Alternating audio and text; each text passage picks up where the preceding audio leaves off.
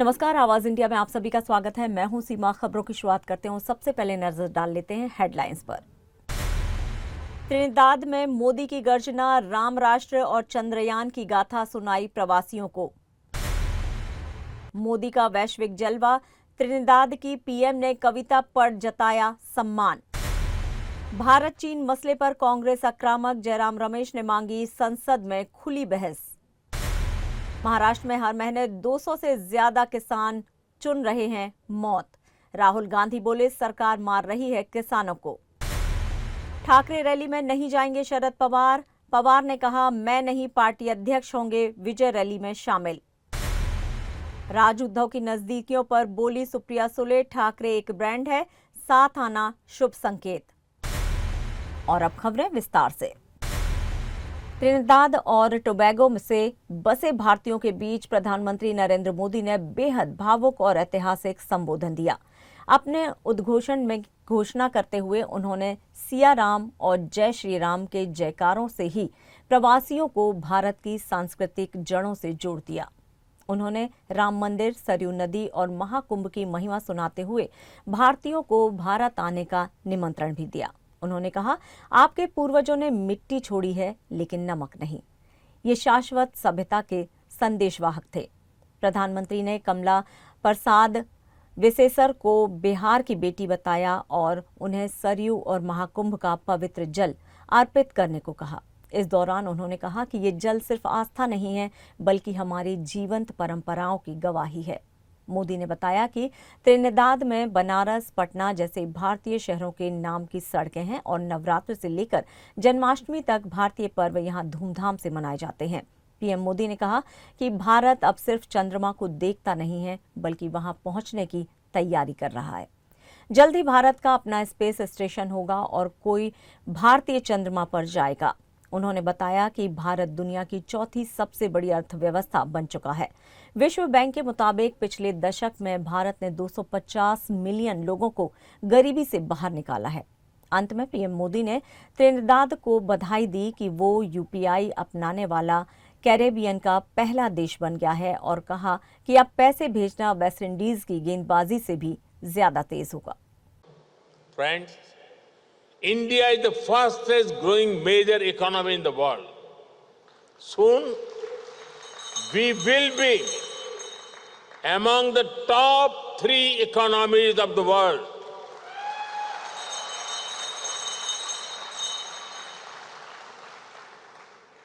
The fruits of India's growth and progress are reaching the most needy. Bharat ने दिखाया है कि गरीबों को सशक्त करके, एम्पावर करके गरीबी को हराया जा सकता है। पहली बार करोड़ों लोगों में विश्वास जागा है कि भारत गरीबी से मुक्त हो सकता है। The World Bank has noted that India has lifted over 250 million people above extreme poverty in the last decade. India's growth is being powered by our innovative and energetic youth. Today, India is the third largest startup hub in the world. Nearly half of these startups also have women as director. Nearly 120 startups have got unicorn status. Trinidad और Tobago में प्रधानमंत्री नरेंद्र मोदी का स्वागत एक नेता के रूप में ही नहीं बल्कि एक सांस्कृतिक प्रतीक के रूप में भी हुआ। त्रिनिदाद और टोबैगो की मौजूदा प्रधानमंत्री कमला प्रसाद विसेसर ने इस मौके पर पीएम मोदी की कविता पढ़कर न सिर्फ अभिनंदन किया बल्कि उन्हें विश्व का सबसे सम्मानित और परिवर्तनकारी नेता भी बताया।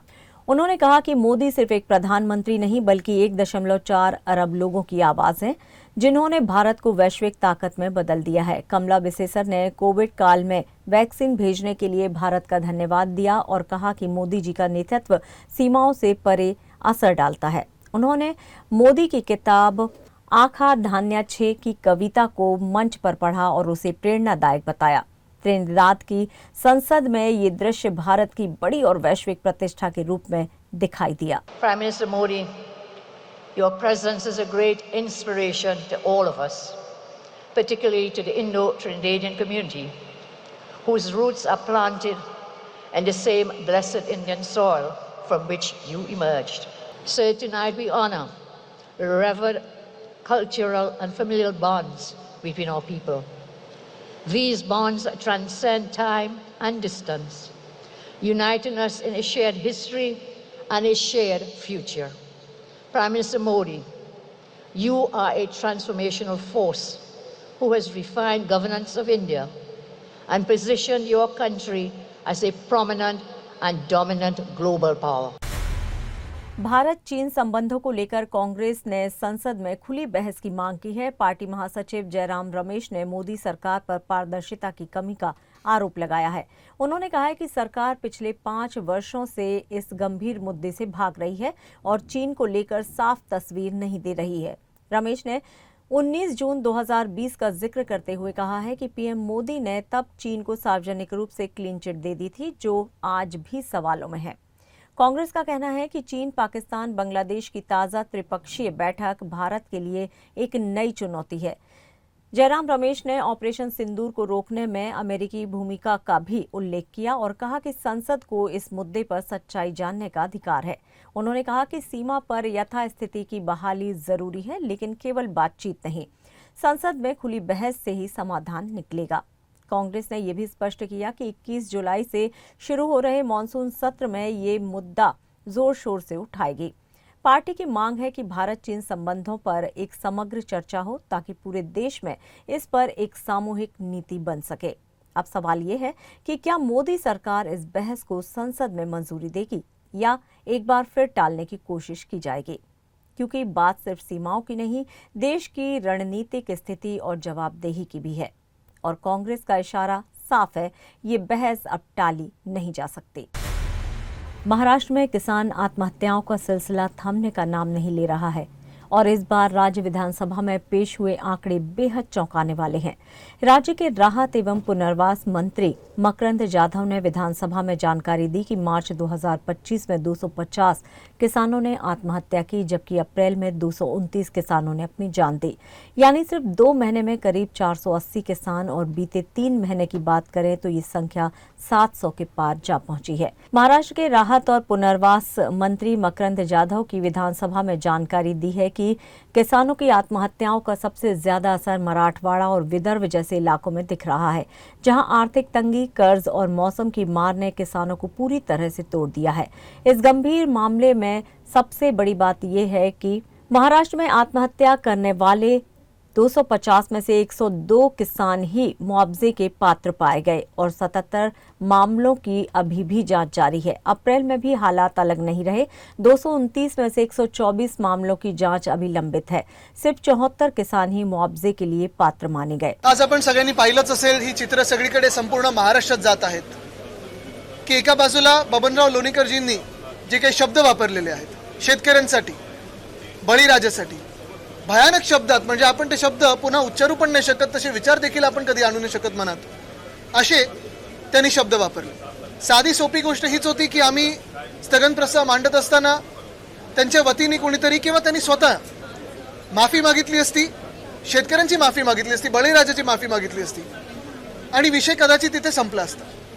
पण ते स्थगन प्रस्ताव मांडू न देणं, त्याच्यावर आम्ही काही बोलायचंच नाही आणि जणू काही सरकार आणि पूर्णपणे भाजप बबनराव लोणीकरांनी जे काही वक्तव्य केलं यांच्याशी सहमत आहे किंवा त्यांचंच अधिकृत ही लाईन आहे असं समज केल्याने आम्ही आंदोलन हाऊसमध्ये सुरू केलं आणि त्यानंतर आपण पाहतोय नाना पाटोळेजी यांना आज 1 दिवसासाठी सस्पेंड केलेलं आहे, निलंबित केलेलं आहे। सगळ्यात धक्कादायक गोष्ट ही आहे की महाराष्ट्राच्या विधान भवनात निलंबन होणं, कदाचित आधी वागळं कोणी वागलं असेल त्याच्यामुळे निलंबित झाले असतील, पण पहिल्यांदा कदाचित असं होत आहे की शेतकऱ्यांचा आवाज उठवण्यासाठी, शेतकऱ्यांचा जो अपमान झाला त्याच्या विरोधात आवाज उठवण्यासाठी कोणीतरी निलंबित झालेला आहे. मला वाटतं हा एक भयानक पायंडा आपण पाडलेला आहे. दुर्दैव ह्या महाराष्ट्राचं असं आहे की एक सरकार आमच्या डोक्यावर जे बसलेलं आहे ते सरकार निवडणूक आयोगाच्या आशीर्वादाने बसलेलं आहे आणि शेतकऱ्यांच्या नाही. आणि म्हणूनच शेतकऱ्यांना जे आधी तुम्ही वचनं दिली, मग ती कर्जमाफीची असो किंवा कुठची असो, ती न पाळता त्यांचा अपमान करता तुम्हाला सत्ताधारी बाकांवर बसता येतं, हे आज निवडणूक आयोगाच्या आशीर्वादाने भाजपने दाखवलेलं आहे. आणि तसंच आज नाना पाटोळे साहेबांचं जे निलंबन झालेलं आहे ते दुर्दैवी आहे आणि त्याचा आम्ही निषेध म्हणून आज एक दिवस बहिष्कार टाकलेला आहे. विधानसभा में कांग्रेस विधायकों ने इस मुद्दे पर सरकार को घेरते हुए सवाल किया कि महज 1 लाख रुपए की सहायता क्या ऐसे पीड़ित परिवारों के लिए पर्याप्त है। कांग्रेस की मांग है कि इस मुआवजे की राशि को बढ़ाया जाए और मृतक किसानों के परिवारजनों के लिए स्थायी पुनर्वास नीति बनाई जाए। वहीं इस मामले पर राहुल गांधी ने भी केंद्र सरकार को आड़े हाथों लिया। राहुल गांधी ने कहा, मोदी सरकार ने किसानों की आमदनी दुगनी करने का वादा किया था, लेकिन अब हालात ये हैं कि किसानों की जिंदगी ही आधी हो गई है। उन्होंने सीधे शब्दों में कहा, सरकार किसानों को मार रही है। सोचिए, सिर्फ 3 महीने में महाराष्ट्र में 767 किसानों ने आत्महत्या कर ली। क्या ये सिर्फ एक आंकड़ा है? नहीं, ये 767 उजड़े हुए घर हैं, 767 परिवार जो कभी नहीं संभल पाएंगे और सरकार चुप है, बेरुखी से देख रही है। किसान हर दिन कर्ज में है और गहराई तक डूब रहा है। बीज महंगे हैं, खाद महंगी है, डीजल महंगा है, लेकिन एमएसपी की कोई गारंटी नहीं। जब वो कर्ज माफी की मांग करते हैं तो उन्हें नजरअंदाज कर दिया जाता है, लेकिन जिनके पास करोड़ों हैं उनके लोन मोदी सरकार आराम से माफ कर देती है। आज ही की खबर देख लीजिए, अनिल अंबानी का 48,000 करोड़ का एसबीआई फ्रॉड। मोदी जी ने कहा था किसान की आमदनी दुगनी करेंगे, हाल में ये अन्नदाता की जिंदगी ही आधी कर दी गई। ये सिस्टम किसानों को मार रहा है चुपचाप, लेकिन लगातार, और मोदी जी अपने ही पीआर का तमाशा देख रहे हैं। एक और सरकार कह रही है कि वो हर संभव मदद कर रही है, लेकिन जमीनी हालात बताते हैं कि महाराष्ट्र का किसान अब सिर्फ जमीन पर नहीं, सिस्टम के बोझ तले भी दबता जा रहा है। हिंदी को अनिवार्य करने के फैसले पर महाराष्ट्र सरकार को अब पीछे हटना पड़ा है। विपक्षी दलों के एकजुट विरोध के बाद सरकार ने अपना फैसला वापस ले लिया है। राज ठाकरे और उद्धव ठाकरे पहली बार मराठी भाषा के मुद्दे पर एक साथ आने वाले थे और सरकार के इस यू टर्न से पहले ही दोनों नेताओं की साझा रैली की घोषणा हो चुकी थी। 5 जुलाई को होने वाली विजय सभा में ठाकरे बंधु एक मंच पर दिखाई देंगे, जहां कांग्रेस, एनसीपी और शिवसेना उद्धव ठाकरे कई बड़े नेता मौजूद रहेंगे। हालांकि एनसीपी प्रमुख शरद पवार इस सभा में नहीं रहेंगे। शरद पवार ने पुणे में प्रेस कॉन्फ्रेंस कर साफ किया कि पार्टी अध्यक्ष इस कार्यक्रम में शामिल होंगे, लेकिन वो स्वयं उपस्थित नहीं रहेंगे। खुलासा काही होत असेल तर ते आमच्या आघाडीत खुला आलेले आमचं काम चालू है। नमस्कार, आवाज इंडिया में आप सभी का स्वागत है। मैं हूं सीमा। मनसे अध्यक्ष राज ठाकरे और शिवसेना उद्धव दल के प्रमुख उद्धव ठाकरे एक साथ आने की अटकलों पर एनसीपी सांसद सुप्रिया सुले ने बड़ा बयान दिया है। सुले ने कहा है कि अगर राज और उद्धव एक मंच पर आ रहे हैं तो मैं उनका खुले दिल से स्वागत करती हूं। उन्होंने ठाकरे उपनाम को ब्रांड बताते हुए कहा है कि उनका साथ आना महाराष्ट्र के लिए सकारात्मक संकेत है। सुप्रिया सुले ने कहा कि शिवसेना में हर कोई ठाकरे है और ये पहचान राज्य की राजनीति में असरदार है। उन्होंने राज्य में बढ़ते अपराध पर भी चिंता जताई और कहा कि अपराध से निपटने के लिए सभी नेताओं को एकजुट होना चाहिए। आइए सुनते हैं क्या कुछ कह रही हैं सुप्रिया सुले। नाही, आज करिश्मा नसतो, ही सेवा आहे। ठाकरे फॅमिलीचं योगदान, बाळासाहेब आणि त्यांची कुटुंब, आणि बाळासाहेबांचं कुटुंब म्हणजे फक्त ज्यांचं ठाकरे आडनाव नाही, शिवसेनेतला प्रत्येक कार्यकर्ता हा ठाकरेच आहे। कारण का त्या सगळ्यांनी प्रेमाने, विश्वासाने संघटना शून्यातून उभी केलेली आहे आणि आज त्यांच्या कुटुंबातले 2 लोक येत असतील एकत्र, तर मी अर्थातच त्याचं मनापासून स्वागत करीन आणि पहिल्या दिवसापासून करते। काहीतरी गोष्टी, कधीतरी हिसाब किताब, कुछ तो चीजें दिल से करनी चाहिए यार। हा माणूस की आहे का नाही काय? मी तुम्हाला सांगू, यश आणि अपयश हे प्रत्येकाच्या आयुष्यात येतं, म्हणून बाळासाहेबांचं योगदान हे महाराष्ट्राचा इतिहास आणि देशाचा इतिहास जेव्हा जेव्हा लिहिला जाईल, तो कुठलीही ताकद त्याला संपू शकत नाही। असं कोणीच कोणाला संपू शकत नाही। म्हणजे आमचाही भ्रम असा असेल की मी तुम्हाला संपवीन, तुम्ही असं नसतं आयुष्य. प्रत्येकाचं योगदान असतं आणि त्या योगदानाचा मान सन्मान झालाच पाहिजे. ह्यालाच सशक्त लोकशाही म्हणतात. खबरों में यहाँ लेंगे एक छोटा सा ब्रेक, आप बने रहिए हमारे साथ।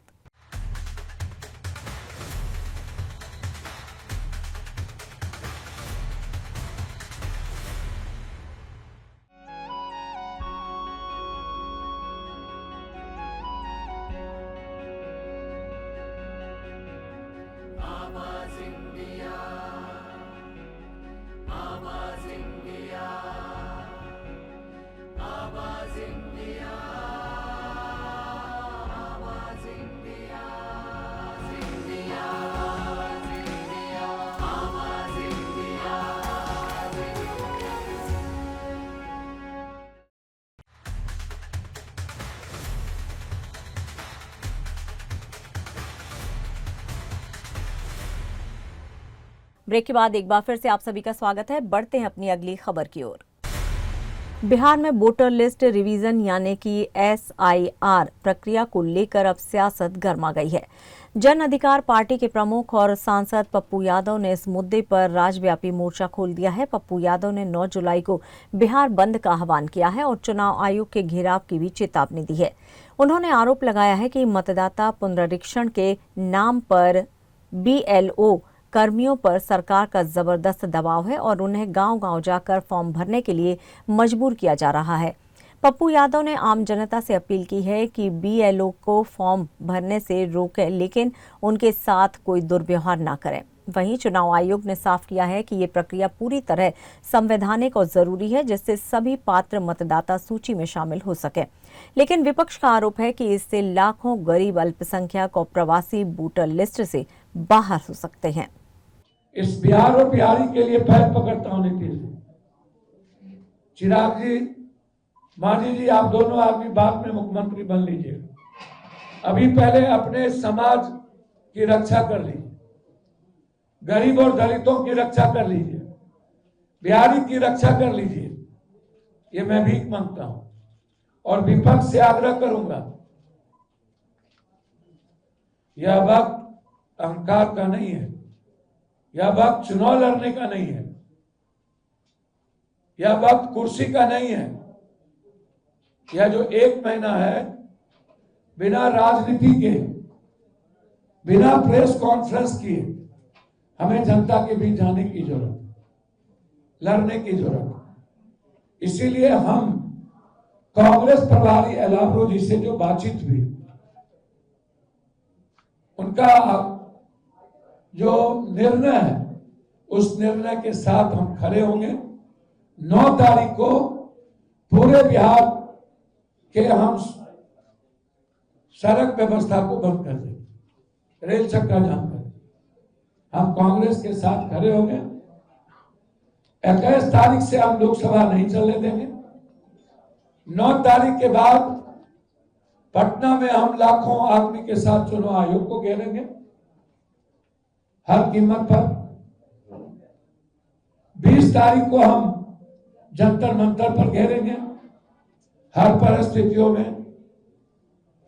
जान जाए पर प्रवचन न जाए, मरना पसंद है, लेकिन बिहार और बिहारी के अधिकार को छीनना पसंद। खडकवासला में मराठी वीर श्रीमंत थोरले बाजीराव पेशवा की 13.5 फीट ऊंची प्रतिमा का अनावरण किया। शाह ने जहां मौजूद कैडेट्स से संवाद कर उन्हें देश सेवा की प्रेरणा दी। इसके बाद उन्होंने कोंडवा से जयराज खेल केंद्र और वडाचीवाड़ी में हेल्थ सिटी का जायजा लिया। इसके बाद उन्होंने कोंडवा में जयराज खेल केंद्र और वडाचीवाड़ी में हेल्थ सिटी की आधारशिला रखी। शाह ने खादी मशीन चौक स्थित बाबा साहेब देवरा अस्पताल का भी दौरा किया। मुख्यमंत्री शिंदे, डिप्टी CM फडणवीस और अजित पवार भी इस दौरान मौजूद रहे। सुनते हैं पुणे दौरे पर आए केंद्रीय मंत्री अमित शाह क्या कुछ कह रहे हैं। मल्टी स्पेशलिटी अस्पताल का भूमि पूजन और जिस संस्था के पहले प्रकल्प का भूमि पूजन स्वयं डोंगरे महाराज ने किया है, वो संस्था ये प्रकल्प को पूरा कर पुण्य नगरी के सभी नागरिकों के लिए पुण्य नगरी के सभी नागरिकों के लिए बहुत अच्छे तरीके से सेवा का माध्यम बनेगी, इसका मुझे पूरा भरोसा है। यहाँ पर मेडिकल कॉलेज और रिसर्च सेंटर भी बन रहा है, इसको भी आगे बढ़ाने में संस्था सफल होगी। 900 करोड़ हास कर रहा है। मुझे विश्वास है कि आने वाले दिनों में पुणे शहर के साथ साथ 6000 विद्यार्थी देश भर से, महाराष्ट्र भर से यहां पर मेडिकल साइंस का अध्ययन करेंगे और 2000 से ज्यादा डॉक्टर, प्रोफेसर विद्यार्थियों को पढ़ाने की भी चिंता करेंगे, इसके रिसर्च के लिए उनको गाइड भी करेंगे और मरीजों की सेवा भी करेंगे। तो 14 एकड़ का एक क्षेत्र आने वाले समय में 14 लाख वर्ग फुट से ज्यादा कंस्ट्रक्शन के साथ पुणे और पूरे पश्चिम महाराष्ट्र की सेवा के लिए उपलब्ध हो जाएगा। मित्रों, विगत 10 साल में नरेंद्र मोदी जी की सरकार ने 140 करोड़ भारतीयों की हेल्थ को एक होलिस्टिक व्यू के साथ, एक बारीक व्यू रचना के साथ सुधारना और उसको मजबूती प्रदान करने की शुरुआत की। कल मुंबई के वर्ली में शिवसेना और मनसे की ऐतिहासिक विजय रैली होने जा रही है और उससे ठीक पहले शिवसेना उद्धव दल के सांसद संजय राउत ने बीजेपी पर तीखे आरोपों की बौछार कर दी है। राउत ने कहा है कि कल का दिन मराठी विजय दिवस होगा, जहां उद्धव ठाकरे और राज ठाकरे पहली बार एक मंच पर साथ आएंगे। राउत ने दावा किया है कि राज्य के कोने कोने से लोग आ रहे हैं और ये रैली महाराष्ट्र की राजनीति में एक नया मोड़ लाने वाली है। लेकिन इसके साथ ही उन्होंने भाजपा पर बेहद गंभीर आरोप लगाए। कहा कि पार्टी छोटा शकील, दाऊद इब्राहिम और टाइगर मेमन जैसे लोगों को भी पार्टी में जोड़ना चाहती है। राउत ने कहा कि गिरीश महाजन को दाऊद से बातचीत की जिम्मेदारी दी गई है क्योंकि उन्हें गुंडों से डील करने का अनुभव है। राउत ने गिरीश महाजन को सीधा गुंडा करार देते हुए कहा कि भाजपा का गृह मंत्रालय अब माफिया चला रहा है। रामदास कदम और शिंदे गुट पर भी राउत ने तंज कसा। बोले, ये सब सिर्फ डर और हताशा में बयान दे रहे हैं क्योंकि उन्हें मराठी एकता का डर है। वहीं विजय मेलावास के पोस्टर्स को लेकर उठे विवाद पर राउत ने सफाई दी। कहा, जो पोस्टर लगे थे वो किसने लगाए हमें जानकारी नहीं है, लेकिन अब सब नियंत्रण में है। कार्यक्रम को लेकर कहा गया है कि इसकी संपूर्ण रूपरेखा तय है और कल 11 बजे से वर्ली में मराठी एकता का ऐतिहासिक मिलन शुरू होगा। संजय राउत ने दावा किया है कि कल की रैली के बाद पूरे महाराष्ट्र की सियासत में नई हलचल शुरू हो जाएगी। बात ऐसी है कि आज सोशल मीडिया पर बनारस की जो सड़कें हैं उस बारे में बहुत सी पिक्चर्स आए हैं। वो प्रधानमंत्री का चुनाव क्षेत्र है, वहां से चुना हुआ संसद सदस्य देश का प्रधानमंत्री है। अब वो अपने चुनाव क्षेत्र की सड़कें ठीक से नहीं कर पा रहे, वहां विकास नहीं हो रहा है। और ये विकास पुरुष घाना, त्रिनिदाद, टोबैगो ऐसे महान देशों में घूम रहे हैं, वहां के राष्ट्रपति के साथ खाना खा रहे हैं और बनारस की जनता उनको ढूंढ रही है। उस गड्ढे में इतने एक्सीडेंट हो गए हैं बनारस में, उसकी किसी को मालूमात तक नहीं है। तो मैंने कहा कि हमारे विकास जो है बनारस का, वो विदेश में घूम रहा है। देखो, और बनारस के सड़कें देखो आप क्या है, सिर्फ गड्ढे नहीं है, बड़ी बड़ी भीड़ होता है ना, ऐसा ऐसे कुएं होते हैं, कुएं बन गए हैं सड़क पर। प्रधानमंत्री तो हेलीकॉप्टर से आएंगे, उनको कहां से सड़कें दिखेंगी? तो ये बहुत गंभीर बात है। मैं देखता हूं कि हमें न्याय मिलेगा। अब नए तरीके से हमारी लड़ाई शुरू है और हमें आशा है चुनाव आयोग ने जो हमारे ऊपर अन्याय किया है, जो गलत काम किया है, उसको दुरुस्त किया जाए। त्यांचं म्हणणं नाराज व्हायचं कारण नाही। आता अनेक गोष्टी काय आमच्यापर्यंत येत नाहीत। राज्यातल्या अनेक भागामध्ये प्रत्येकाने अशा प्रकारचे पोस्टर्स लावले, कोणी लावले कळत नाही। महाराष्ट्र के जालना से एक शर्मनाक और चौंकाने वाली घटना सामने आई है। यहाँ एक पिता को इसलिए बुरी तरह पीटा गया क्योंकि उसने अपनी बेटी से छेड़छाड़ का विरोध किया। घटना यमुना रेसिडेंसी इलाके की है, जहां 2 युवकों ने लड़की के पिता पर लाठी डंडों से हमला कर दिया। आरोपियों ने जब पिता से पूछा कि उनकी बेटी से छेड़छाड़ क्यों कर रहे हो, तो बदले में उनकी बेरहमी से पिटाई कर दी गई। इस मारपीट का वीडियो सोशल मीडिया पर वायरल हो गया है, जिसके बाद पुलिस हरकत में आई और 2 मुख्य आरोपियों को गिरफ्तार कर लिया। चंदन जिला पुलिस ने कुल 9 लोगों के खिलाफ मामला दर्ज किया है। इस मामले में युवती और उसके पिता दोनों घायल हो गए थे, जिन्हें इलाज के बाद अस्पताल से छुट्टी दे दी गई है। पुलिस अब इस पूरे मामले की गहनता से जांच कर रही है, लेकिन इस घटना ने जालना शहर में सुरक्षा और कानून व्यवस्था पर एक बार फिर से सवाल खड़े कर दिए हैं। उसमें जो वीडियो में दिख रहे 2 लोग जो उनको मारझोड़ कर रहे हैं, उनको गिरफ्तार कर लिया गया है। उसमें लड़की के मैटर पीछे थोड़ा सा जो आरोपी है वो बुरी नज़र से दिखता था, इसलिए पिता बोलने गया उसको, तो उसके झगड़ा हो गया उसमें और आरोपियों ने उन्हें मारा है। तो उसमें उसके पिता और एक लड़की को थोड़ा मारे, पिता को भी डिस्चार्ज कर दिया गया है कल की कल, अभी उनकी प्रकृति ठीक है। उसमें 9 आरोपी, उसमें से 2 मेन आरोपी गिरफ्तार कर लिए है, बाकी फरार है। हमने 3 टीम बनाए हैं आरोपी को ढूंढने के लिए, और उसमें कलम 109 BNS एट्रॉसिटी और 354 पॉक्सो के तहत FIR दर्ज किया गया है। 2 को गिरफ्तार, जो मेन दिख रहे वीडियो में मारने वाले, उनको गिरफ्तार कर लिया गया, और बाकी महिला है उसमें, महिला है कुछ, और उनको अभी ढूंढ रहे हैं। चले 2 तो एडमिट है, वो भी एडमिट। और आवाज समाचार में यहाँ पर लेंगे एक छोटा सा ब्रेक, आप बने रहिए हमारे साथ।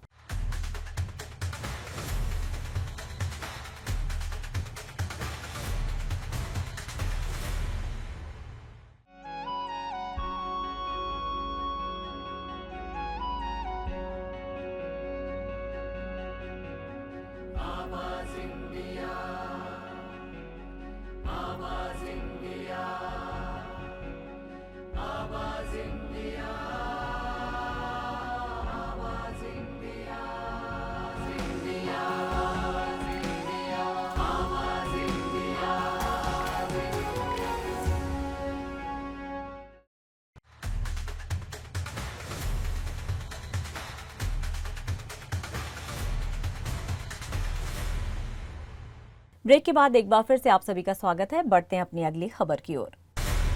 टीम इंडिया के स्टार ऑलराउंडर रविंद्र जडेजा ने एजबेस्टन टेस्ट में शानदार बल्लेबाजी के साथ एक ऐसी हरकत कर दी जिससे वो विवादों में आ गए हैं। दरअसल जडेजा ने BCCI के उस सख्त नियम का उल्लंघन किया जिसके तहत किसी भी खिलाड़ी को अकेले स्टेडियम आने जाने की अनुमति नहीं है। ऑस्ट्रेलिया दौरे के बाद से लागू इस नियम के मुताबिक सभी खिलाड़ियों को टीम बस से एक साथ यात्रा करनी होती है, लेकिन एजबेस्टन टेस्ट के दूसरे दिन जडेजा ने बस छोड़कर खुद ही होटल से स्टेडियम के लिए रवाना हो गए।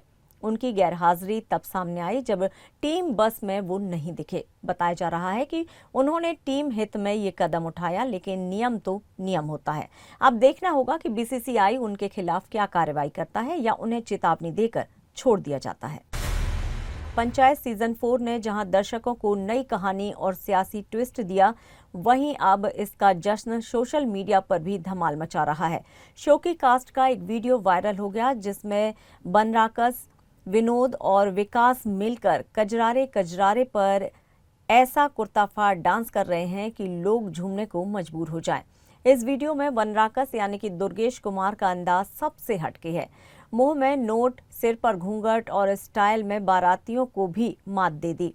उनके साथ विनोद बने अशोक पाठक और विकास बने चंदन राय भी मस्ती के मूड में झूमते नजर आए। तीनों की मस्ती भरी केमिस्ट्री और बेपरवाह अंदाज लोगों को बेहद पसंद आ रहा है। वीडियो में कहीं बनराकस गमछा लहराते नजर आ रहे हैं तो कहीं जमीन पर बैठकर थिरकते दिखाई दे रहे हैं। शो के फैंस इसे असली जश्न बता रहे हैं और सोशल मीडिया पर ये वीडियो तेजी से शेयर किया जा रहा है। एक यूजर ने लिखा, तीनों ने मिलकर धमाल मचा दिया, इसे कहते हैं पंचायत का असली पार्टी मूवमेंट। वैसे बात करें पंचायत 4 की तो सीजन को मिला जुला रिस्पांस मिला है। कुछ दर्शकों को लगा कि कॉमेडी पिछली बार जैसी नहीं थी, जबकि कई लोगों को राजनीति और कहानी का बदला हुआ अंदाज खूब भाया। प्राइम वीडियो पर शो को भरपूर व्यूज मिले हैं और पंचायत की पॉपुलैरिटी लगातार बनी हुई है। सीजन 4 भले गंभीर रहा हो, लेकिन ये डांस वीडियो बता रहा है कि टीम के जश्न में कोई कसर नहीं है। अब देखना यह है कि क्या अगले सीजन में भी ये तिकड़ी इसी तरह लोगों के दिल जीत पाएगी। तमिल सिनेमा में एक नया चेहरा तेजी से उभर रहा है और खास बात यह है कि ये चेहरा किसी और का नहीं, सुपरस्टार विजय सेतुपति के बेटे सूर्या का है। जी हां, सूर्या सेतुपति ने बतौर लीड एक्टर अपनी पहली फिल्म फिनिक्स से धमाकेदार एंट्री कर ली है। फिल्म 4 जुलाई को सिनेमाघरों में रिलीज हुई और रिलीज के पहले ही दिन इस पर तारीफों की बरसात होनी शुरू हो गई। सबसे खास बात है कि खुद थलपति विजय ने फिल्म देखी और सूर्या की परफॉर्मेंस को सराहा। फिल्म के निर्देशक अनिल अरासू ने थलपति विजय, सूर्या और अपनी एक फोटो शेयर की और लिखा कि थलपति का रिव्यू सुनकर पूरी टीम खुश हो गई। इसके जवाब में सूर्या ने भी थलपति विजय को भावुक धन्यवाद दिया। आपका साथ मेरे लिए कभी न भूलने वाला पल है। सूर्या सिर्फ 20 साल के हैं और उनका फिल्मी सफर बचपन से ही शुरू हो गया था। 2015 में नामुन राउडी धान में उन्होंने अपने पिता विजय सेतुपति के बचपन का किरदार निभाया था। इसके बाद सिंधुबाद और विद्युल लाई जैसी फिल्मों में भी केमियो और सहायक रोल्स में नजर आए, लेकिन फिनिक्स उनकी पहली फुल फ्लेज्ड लीड फिल्म है, एक स्पोर्ट्स एक्शन ड्रामा जिसने अनिल अरासू से डायरेक्ट किया है। बताया जा रहा है कि सूर्या ने इस रोल के लिए न सिर्फ एक्टिंग बल्कि स्टंट और फिजिकल ट्रेनिंग में भी काफी मेहनत की है। फिल्म देखने के बाद कई तमिल सितारे और समीक्षक भी सूर्या की तारीफ कर चुके हैं। फिल्म को सोशल मीडिया पर भी जबरदस्त रिस्पॉन्स मिला है। यूजर सूर्या को नेक्स्ट जनरेशन सुपरस्टार कह रहे हैं। थलपति विजय और सूर्या की साथ वाली तस्वीर इंटरनेट पर वायरल हो चुकी है। सूर्या ने लिखा, मैंने हमेशा विजय सर को देखा है, आज उनसे सराहना पाना मेरे लिए सम्मान है। विजय सेतुपति भी बेटे की इस उपलब्धि पर बेहद खुश है। हालांकि उन्होंने सोशल मीडिया पर कुछ पोस्ट नहीं किया, लेकिन इंडस्ट्री में ये चर्चा है कि विजय सेतुपति के बेटे के लिए खुद एक फिल्म को प्रोड्यूस कर सकते हैं। फिलहाल फिनिक्स को लेकर दर्शक और आलोचकों दोनों की राय पॉजिटिव है। अब देखना होगा कि सूर्या अपने पिता के जैसे ही एक लंबी और कामयाब पारी खेलते हैं, लेकिन एक बात तय है, तमिल सिनेमा को अब एक और यंग स्टार मिल गया है जिसका आगाज शानदार रहा और खुद थलपति विजय से मिली शाबाशी ने उन्हें यादगार बना दिया है। और फिलहाल आवाज समाचार में इतना ही। आप देखते रहिए आवाज इंडिया। नमस्कार।